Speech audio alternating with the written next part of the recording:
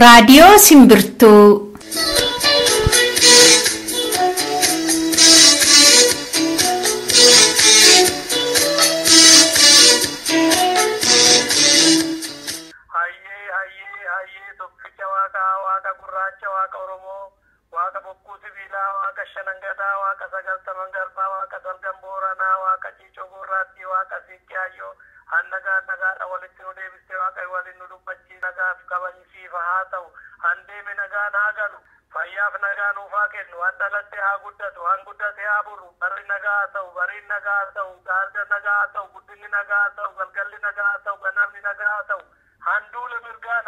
Oromiyaa haa ta'u biyyaan baateessanii warri sagantaa simbirtuu caqasuudhaaf nu eegaa jirtan nagaan keenya kabajaa bakkuma jirtanitti qilleensarraan simbiraa gahu kun qophii simbirtuu har'aati kan guraandhala 26 bara 2015 akkannaa kaanii har'a sagantaa keenya oduu isinitti himuudhaan eegalla oduu boodammoo haala amma biyya keessatti deemaa jiru addatti immoo waldorgommii kubbaa miilaa jimmatti ta'u irratti waanta ta'aa jiru achirraa namoota dubbisnee kan isinii dhiyeessinu qabna. Isaa boodas qophii imalaatu dhiyaata. Qophiin imalaa har'aas keessummaa kan waliin turan marii xumuraa qabannee dhiyaanna. Sirboonnis qaama qophii keenyaati. Qophii keenya irraattis akka gammaddan abdanna. Marree nu waliin tura. Amma oduutu dhiyaata.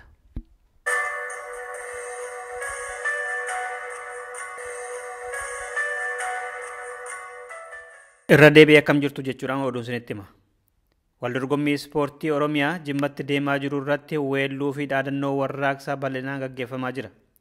Keessattuu immoo gaafa guraandhala 23 gareen Amboo fi Jimmaa wayita taphatan akkasumas immoo roobii kalleessaa guraandhala 25 gareen Amboo fi Wallagga Bahaa yeroo taphataa turanitti deeggartoota barattootaa fi poolisoota Oromootiin weelluu fi faaruun warraaqsaa ho'aan dhageessifamaa oole. Gareen ispoortessitoonni godina Wallaggaa dhihaa immoo ispoortiidhaaf osoo hin taane uummata fincilaaf kakaasuudhaaf as dhuftanii jedhamanii qoratamaniiru. Wayita kun hunduu ta'u dirree kubbaa miilaa Jimmaa keessa nama ture dubbifneerra. Magaalaa Amboo fi magaalaa Jimmaa walitti taphachaa ture. Deeggartoota irraa immoo waalluu warraaqsaa akkasumas sirboonni fincilaa gabrummaa bakka hedduun mul'achaa turan. Barattoonni yuunivarsiitii Jimmaa fi kolleejjii jiraattonni magaalaa Jimmaa waalluu warraaqsaa duuba dhaabbachuudhaan poolisiin Oromiyaa kan keenya Oromiyaan kan keenya pooliiwwan Oromiyaa hunda maqaa dha'uudhaan tokkummaa uummata Oromootiin tokkotti waalluu akkasii mul'achaa ture. Jabaa maaf okkottaa jabaan namarraa baasu qoddottaa kan jiru faadha kan adeemsifamaa ture. Korma guduruu Oromoon gootuma duruu waalluuwwan akkasitti poolisoonni Oromiyaa fi Jimmaa hiriiranii ijoollee wajjin kan shubbisaa kan turan kan jiru. Waalluuwwan warraaqsaa hedduu dhageessifamaa ture bulchiinsa magaalaa Jimmaa raasatiin turan bira daaranii dhageessifamaa jechuudha. Ijoollee bifa Wallaggaa dhufan magaalaa Jimmaa dhufanii ispoortii komishinii magaalaa Jimmaa kana Jimbiitti qoratamee ture jechuun ijoolleen keessan gaafa dhaggeessisan malee dorgommii ispoortii miti isaan dhufan. Akkasa uummata irratti kakaasaa jiru. Waalluu warraaqsaa uummata dhageessisan uummata irratti kakaasaa jiru. Hojjaa biraa qabataniiti uummata akka irratti kakaasaa waalluu warraaqsaa dhageessaa jiru magaalaa keessa deemanii.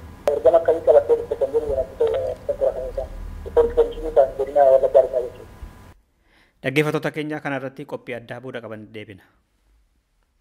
Qondaalonni mootummaa Itoophiyaa itti yaadanii saboota cunqurfamoo kan akka Oromoo fa'aa ajjeesaa bahanii jechuudhaan himate liigii mirga dhala namaa kan gaanfa Afrikaa. Addi bilisummaa uummata Tigraay addatti uummata Oromoo diina inni godhate gannoota 24 darban guutuu hidhaa ajjeesaa biyyaa baasaa bahee kan jedhe jaarmiyaan kun gatii tolarra hin jirreen lafa Oromoo saamee namoota biyya alaatti gurgurateera jedhe. Keessattuu magaalaa Finfinnee fi naannoo isheetii qondaalota isaa miseensotaa fi deeggartoota dhaaba isaatiif kennuudhaaf jedhe gannoota 24 darban keessa Oromoonni 30,000 caalan qe'ee isaaniirraa humnaan buqqifamaniiru jedhe himate. Pilaanii magaalaa Finfinnee fi naannoo isheetiif bara 2014 keessa mootummaan baaseen magaalota Oromiyaa 36 saamee fudhachuudhaaf akeekkate sana kanneen morman barattoonni Oromoo rasaasa mootummaatiin akka ajjeefaman yaadachiise. Qondaalli adda bilisummaa uummata Tigraay fi gorsaa muummicha ministeera biyyattii Kataan Abbaay Tsahaayyee dhiiga Oromoo dhangala'e sanatti uffatee pilaanii magaalaa Finfinnee hojiirra oolchina jedhee dhaadachuunsaa mootummaan kun karoorfatee fi ta'e jedhee Oromoo fi saboota cunqurfamoo biroo fixaa turuusaaf kun ragaa guddaadha jedhe. Kanaafis mootummaa nama nyaataa kana seeratti dhiyeessuudhaaf gargaarsa gama hundaa gaafateera. Fiicheetti miseensonni waldaa waaqeffataa hidhamaa jiru. Gariin hidhaatii wabiitiin bahan illee ammas deebi'ee namni qabameeru jira jedhame. Huccuu suuraa abbaa gadaa of harkaa qabu uffachuun fiichee keessatti nama hiisisaa jira. Hayyama otoo qabaataniitii namoonni 28 baatii darbe keessa hidhamanii turan. Isaan keessaa 7 akeeka adda bilisummaa Oromoo ooftu jedhamanii mana hidhaa keessa turanii booda wabiitiin bahanii. Amma immoo isaanuma keessaatii uffata mallattoo abbaa gadaa qabu uffatte jedhamee namni tokko hidhameera jedhe fiicheeti maddi simbirtuu. Ijoollee galma waaqeffannaatti walitti qabamanii jira. Magaalaa Fiichee naannoo hospitaalaatti osoo ta'anii galma keessatti waaqeffachaa jiranuu garri poolisoonni kudhanii dhufanii turanii. Walumaa duudhanii namoota achi keessa jiran 28 qabanii erga naannoo mana hidhaa keessanii booda gaafii afaanii tokko irraa fuudhanii. Isaan keessaa immoo namoota baambisanii namoota 21 afaan guyyuma sana gallakkisanii.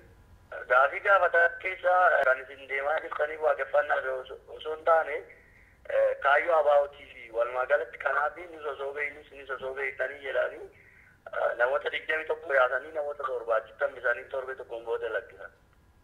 Tibba darbe maqaan isaa haaromsaa dhiyoo jedhama. Sababni jedhameef immoo waan footuma alaabaa abbaa gadaa qabu dabalee dhimma biraa waan irratti qabanii jiru. Sababuma isa uffatee qabanii dammalee waan biraa waan harkatti qabame homtuu hin jiru.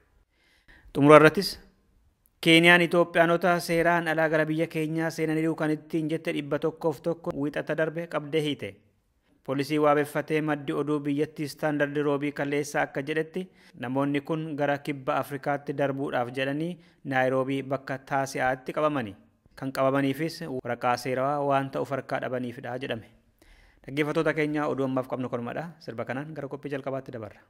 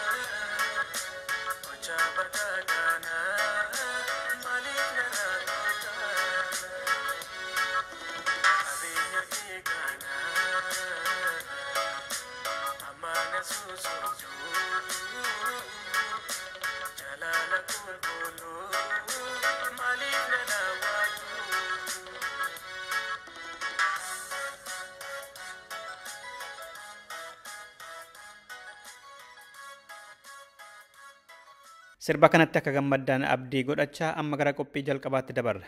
Qophiin jalqabaa keenya har'aa yaadaan gara godina Jimmaa isin geessa. Yeroo ammaa kana godina Jimmaa magaalaa Jimmaa keessatti waldorgommiin ispoortii godinaalee Oromiyaa hunda achi keessatti godhamaa jira.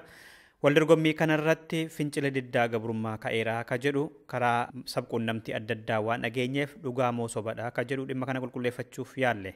Kanaan gara godina Jimmaatti bilbilee nama dirree kubbaa sana yookaan immoo wayita fincilli ka'eeraa jedhame sana nama achi jiru quunnamneerra jechuudha bilbilaanii.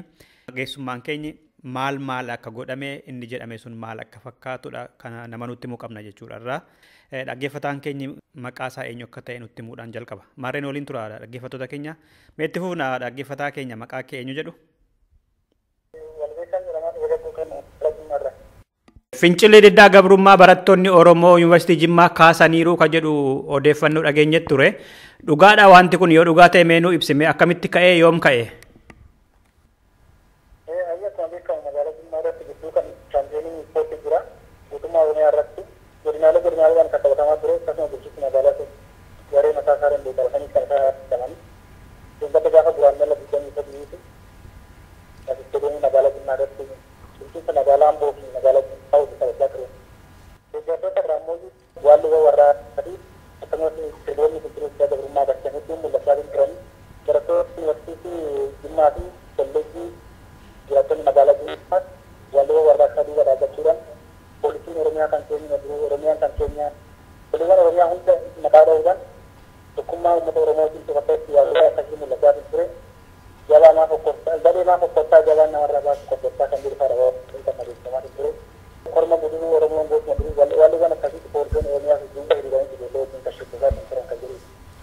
Eessattidha kun kan ta'e amma mooraa kubbaa miillaatti taphatan jechuudha istaadiyeemii Jimmaa keessatti?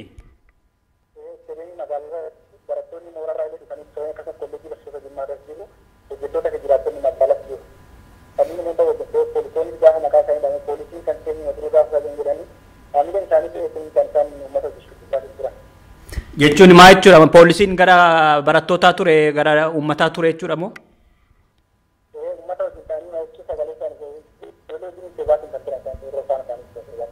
Isaa booda maaltu ta'e?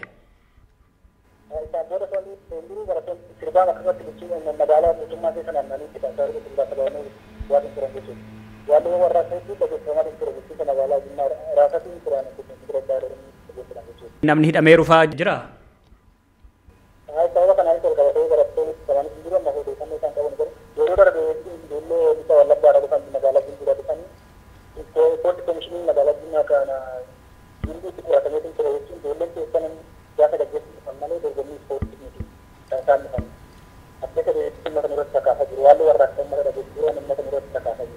Addanaa baase.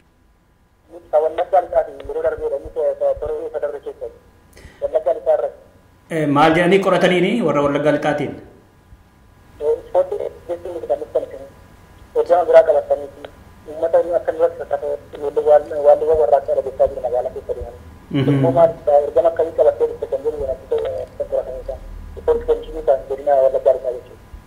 Isatu qoratame jechuudha. Kan qoratamu eenyudha?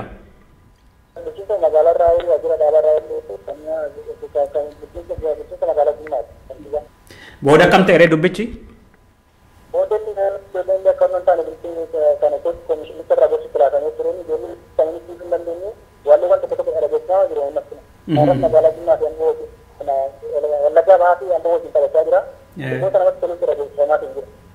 Gaafa Wallagga Bahaa fi Amboo taphataa jiranis akkuma kanaan dura weelluu warraaqsa dhageessaa jiru jechuu keeti?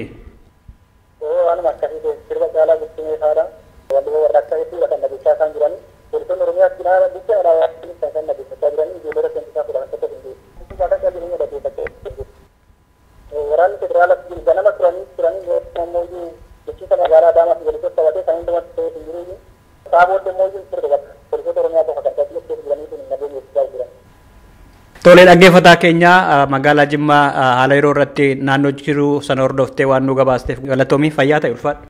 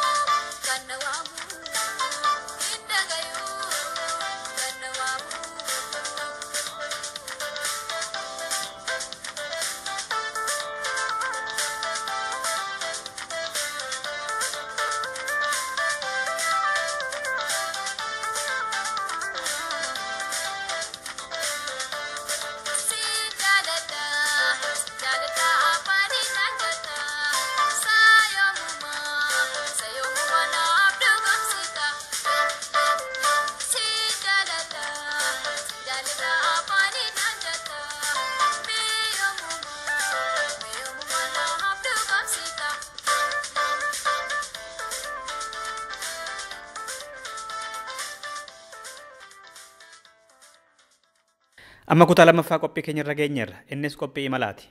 Qophiin imalaa har'aa miseensa caffee Itoophiyaa ka turan bara 2010 irraa kaasanii hanga dhiyeenya gananii bahanitti gaaffiif deebiin waliin taasisan kutaa xumuraa fi arfaffaatu dhiyaata jechuudha. Maqaan isaanii akkuma quba qabdan obbo Aliyyi Adam jedhamu. Obbo Aliyyi har'as egaa isaa xumuraa waliin turraa gaaffiif deebii keenya jechuudha. Ammaa fi guddaa galatooma ammas itti fufname.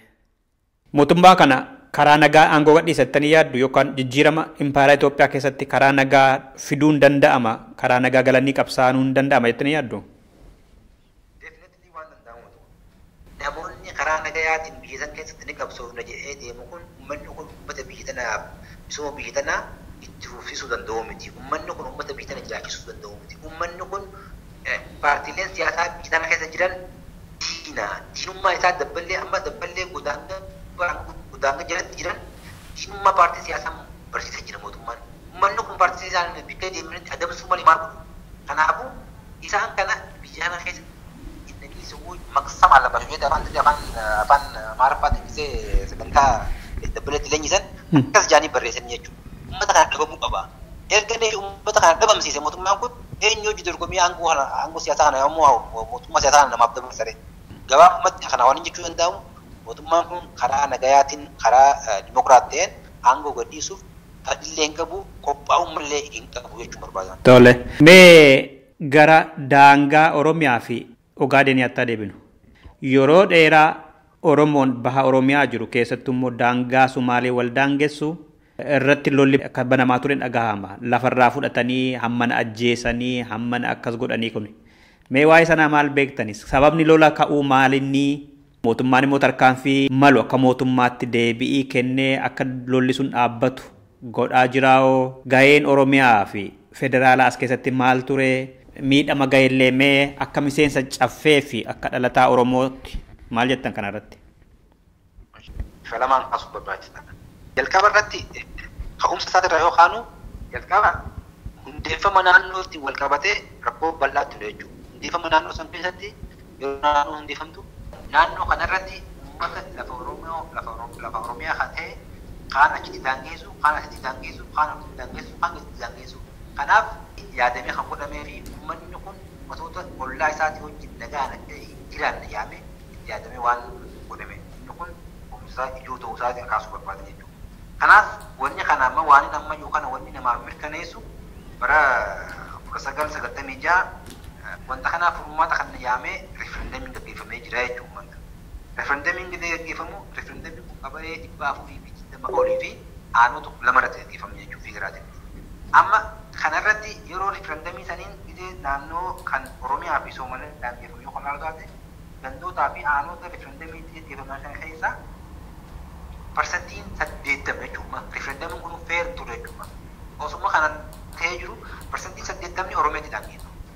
Parsantiin 20 hafe immoo Soomaaliyaatti daangeeffame jechuudha. Hagam takka gizeenii fi hundeeffama naannoo yookaan immoo naannoo daangeessanii naannoo gizee naannoo qotanii naannoolee gizee ijaaran ijaaromsa naannoo keessa rakkoon akka jiraatu Oromoo irratti beekaa diinni akka uummanni Oromoo uummata kaanii wajjin nagaa akka hin jiraanne wanti nama agarsiisu ragaa kana ijaaruun jira jedhamee fakkaatu. Kanaaf parsantii 80 Oromiyaa irratti daangeeffame kaan immoo Soomaaliyaatti daangeeffame jechuudha.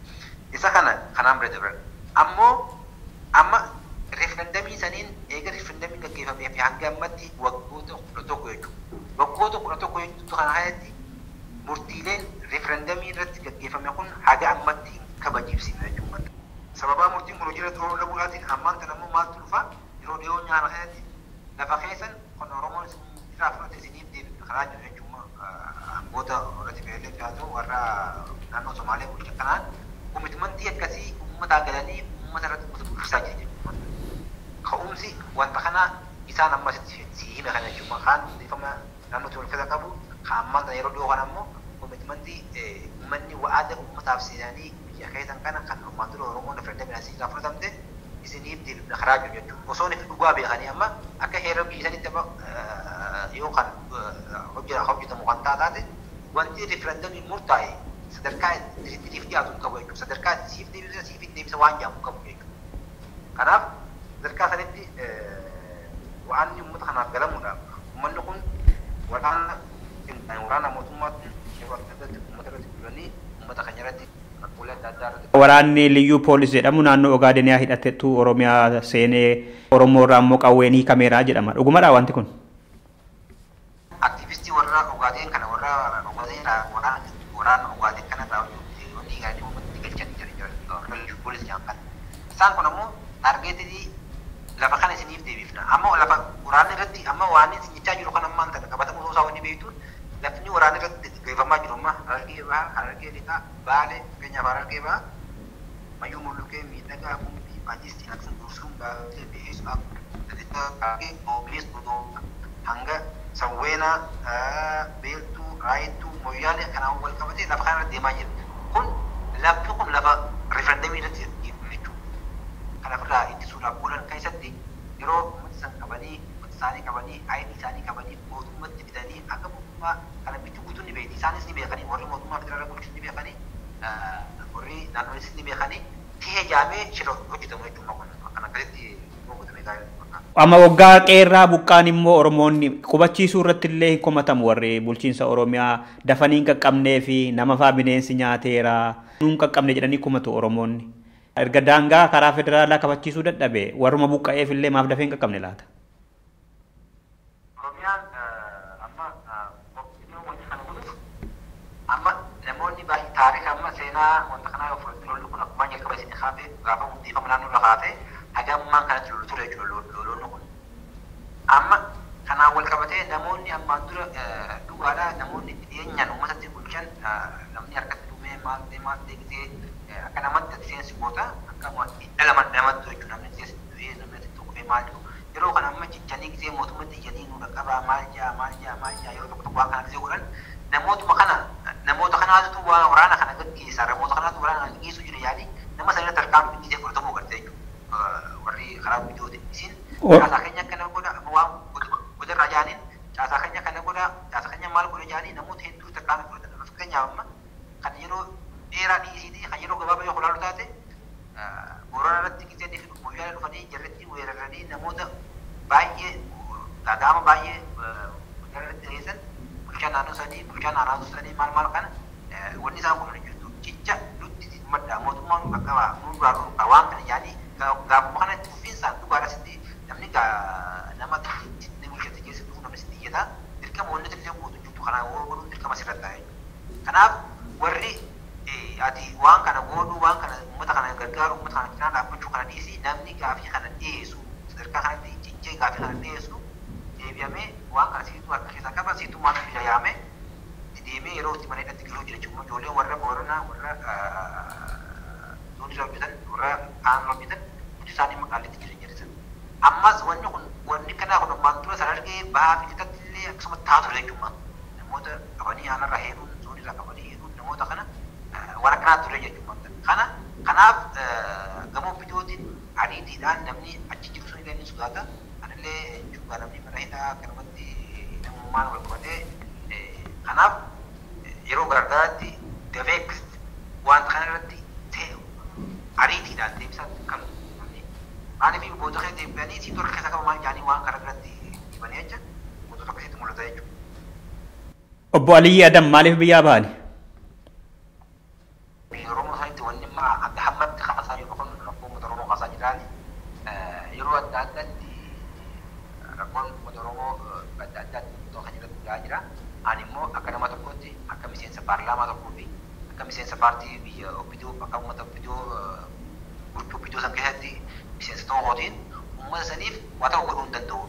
Waa ta'u godhuu bira dabree akkuma ammas jechaa jiru kanatti waan kana gaafii isaanii yooniif fileem kan godhu taate biyya san keessa jiraachuu biyya keessa hojjechuun hedduu rakkisaadha jechuudha gaafii keessa jirtu jechuudha. Kanaafuu haala envaayiroomantii kana keessatti jiraachuurra baqataa taatee jireenya baqattummaa irra filachuu jiruu sanirra kana filattee kan deemuutti qabee jechuudha. Inni biraa hojii hojjennu keessatti qoree hojii hojjennu keessatti bilisummaa tokkoon qabaatuun akka wanni hundinuu sentraalii termaayitaa iftaatee jiraachuu dandeessu iftaatee hojjechuu dandeessu waan hojjetuuf har'a gongotti hojjetee guyyaarraa gabaabamta yeroo hunda sammuu ta'e hojii walolaa jira jechuudha. Humna sammuu hin qabaatu kanaafuu akka nama tokkotti nama maatillee qabu nama jirullee qabu biyya san keessatti Arsenaalis ilaa ogummaa hojii qabanii jiraachuu akka carraa sanis fi hin laatamu gariifuu akka nama kanaatti ammoo waan kana suma garaa waan kana fi dubbachuu waa tokko godhachuu dandeessu dubbachuu dandeessu usuu dandeessu kanaaf rakkoolee kana keessa jiraachuurra bakkattummaa kana irratti yoo jiraate yeroo jireenya bakkattummaa kana fudhattee kan biyya guutuu. Obbo Aliyyiin gara ganna 8 dhaaba keessan durii dhaabbata Dimokiraasummaa Uummata Oromoo miseensa taatanii tajaajiltaniittu. Wayita miseensa taatanii turtan kana keessatti gaarii dalageera jettanii kan itti lapheen keessan itti boonu yookaan immoo hamaa raawwattanii uummata keessan irrattis haa ta'u kabiraa irratti yakkaadha jettanii kanarra gaabbitan jira. Akka nama dhuunfatti waan hin gaarii hojjete jiru akka nama dhuunfatti jechuun kan ishiitti immoo akka dhaaba sanitti waan hin gaarii hojjete jee onneef hin dhoohu waan hin qabu gariifummaa akka nama dhuunfatti lafa iddoon tajaajila itti kennaa ture jechuun ogummaa keessaniin biirooleen saba siyaasaatti akka danda'utti waan hin waan iskooppii fayyaa uummata hangam danda'utti paarlaamaatii turtii miseensa dhaabaa kanatti illee turtii miseensa dhaabaa kana wanni jalqaba jedhamuu fi wanni murtii hojii taasisu hojjettee waan itti sammuu teessifam yeroo amatisan murtiilee adda jira murtiilee iddoo biisan irratti murtiilee adda kan barfamee jira jechuudha. Murtiilee kana keessa kee osoo beeku onneen ta'e osoo beektu dhugummaa wanta kanaa cubbuu wanta kanaa osoo beektu carraa biraa dhabuudhaaf wanta kana irratti deeggartee humna sana irratti murteessuudhaaf yeroo hunda sammuu biyya kana nyaatu ta'uu isaatiin kaasuu barbaada. Kaamila fakkeenyaaf waa'ee maaliiti? Wantootni amma murtiilee mana sanitti badabu murtiilee babal'aa jira yeroo guyyaarraa seera baastaa guyyaarraa wantoota adda addaa murteessaa ooltaa. Kanaan wal qabatee amma seeronnummaan biyya mana san keessatti kan bahu yoo kalaatu taate dhugumaan faayidaa fi dantaa uummata biyya sanii kabachiisa moo faayidaa fi dantaa guruppii hanga ta'e kabachiisa yoo kayyatti laatu taate irra jireessi isaa faayidaa fi dantaa guruppii intaresti guruppii sanii kan kabachiisu malee uummata biyya sanii kabachiisu akkuma walii galatti jechuudha. Seerota sanii fi murtiilee akkasii san dabarsuu wantoota akkasii san godhu waan kanatti hedduu sammuu ta'e waan nyaatuuf. Gara boodaatti karoorri keessan maal gochuuf amma rakkina jirattan kana karaa itti galtanii baasuudhaaf yaaltan jira moo biyyaa baatanii dhuma jireenyuma dhuunfaa keessanii akka nama tokkotti jiraattu moo karoorri keessan maal inni gara boodaatti? Karoora hayya fuulduratti sadarkaa jalqaba irratti amma wanni kun amma wanni amma godhaa jiru kun absuu tokko ammaan tana wantoota cubbuu biyya sana irratti uummata keenyaas haa ta'u uummata biyya sana biraatti irratti hojjetamu cubbuu kana sadarkaa adda addaatti saaxiluudha. Bukan saat ini sadarkaa barreeffamatti illee wantoota barreeffama qophaa'ullee barreeffamaan qopheessuu yaaluudha. Kabiraamoo namoota waan kanarratti qabsaa wajjin waliin hiriiree wanta kanaaf fala barbaadu. Hanga mataa fayyattanis deeggarsa qabsootanii taasisee waliin. Miseensa caffee Itoophiyaa duraanii ka turtan obbo Aliyyi Adam dhumarratti ka dubbachuu qabu kan hafeeru jira yookaan immoo kan dhammadhu qaba yoo jettan carraa xumuraan sinii kenna. Gaheen paarlaamaa Itoophiyaa miidiyaadhaa fi barreeffama irratti jiruu fi haala qabatama hojii keessatti jiru kan immoo jalqaba irratti illee tuttuquu waan tokko tokko tuttuquu yaallee jirra karaa koompaayilitiin dubbachuun barbaada. Innis paarlaamaan Itoophiyaa akka waaqa irratti barreeffamee tokko jalqaba kaasitti qaama mootummaa sadeen biyya keessatti hundaa'ee fi qaama aangoo olaanaa akka qabutti barreeffama irratti jira.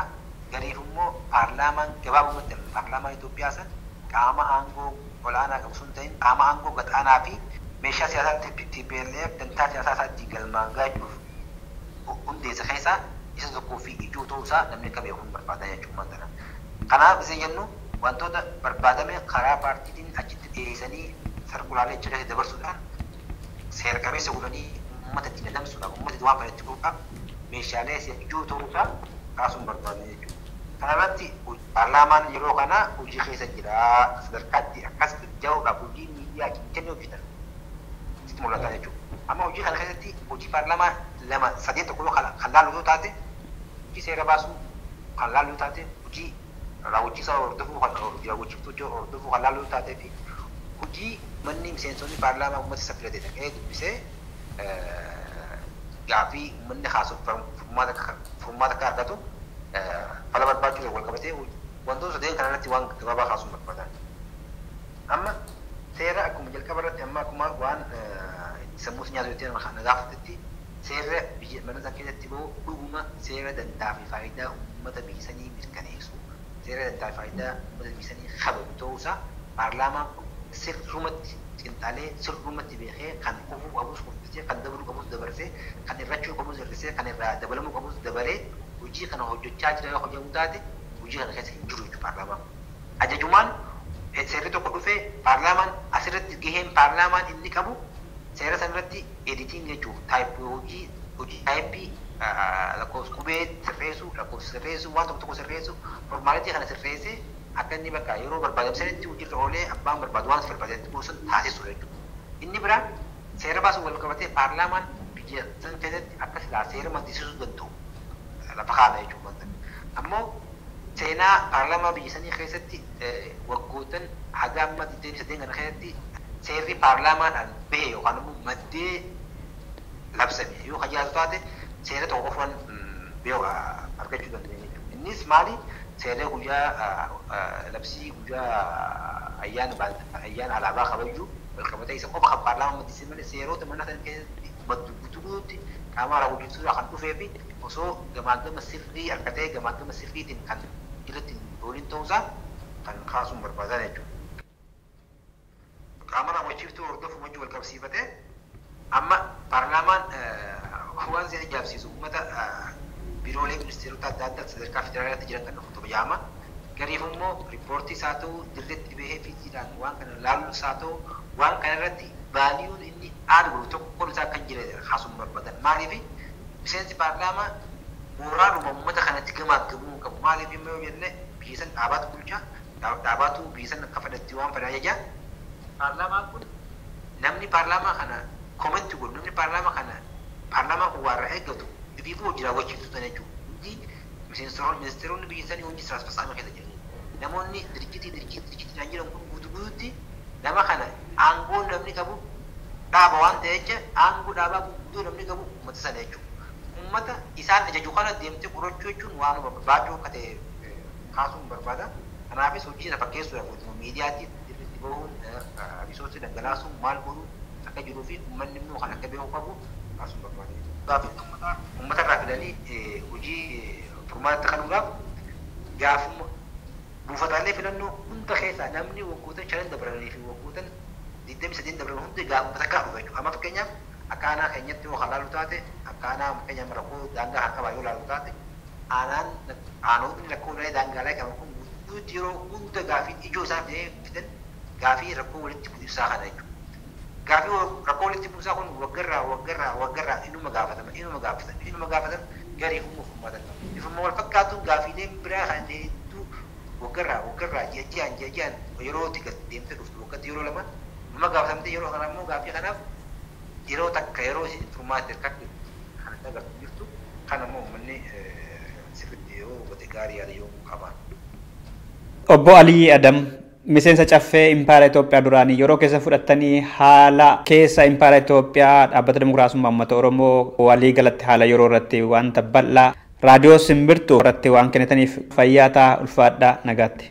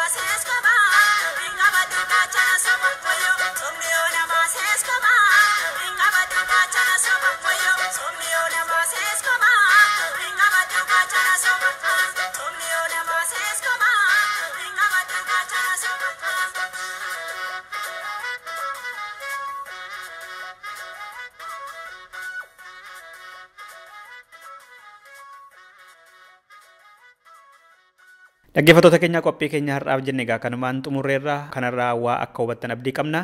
Yoo nu quunnamuu barbaaddan yaada keessanis yoo qooddachuu barbaaddan raadiyoo Simbirtuu irratti karaa feesbuukii Simbirtuu, raadiyoo Simbirtuu yookaan immoo karaa iimeelii keenya radio@simbirtuu.com yookaan immoo karaa marsaa keenya irratti karaa itti nu quunnamtan jira.